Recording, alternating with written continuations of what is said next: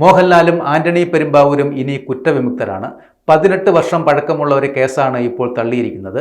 Cinema നിർമ്മാണവുമായി ബന്ധപ്പെട്ട് പണം വാങ്ങി വഞ്ചിച്ചു എന്നാരോപിച്ച് നടൻ മോഹൻലാലിനെയും നിർമ്മാതാവ് ആന്റണി പെരുമ്പാവൂരിനെയും പ്രതികളാക്കി ഫയൽ ചെയ്ത കേസാണ് ഇപ്പോൾ കോടതി തള്ളിയിരിക്കുന്നത്.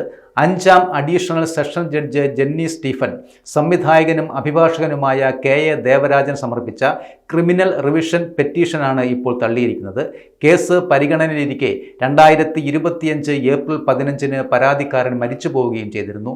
കീഴ്ക്കോടതിയുടെ വിധി അംഗീകരിച്ചുകൊണ്ടും കേസിനാസ്പദമായ ആരോപണങ്ങൾ അടിസ്ഥാനരഹിതമാണെന്നും സൂചിപ്പിച്ചാണ് ഇരുവരെയും കുറ്റവിമുക്തരാക്കിയിരിക്കുന്നത്.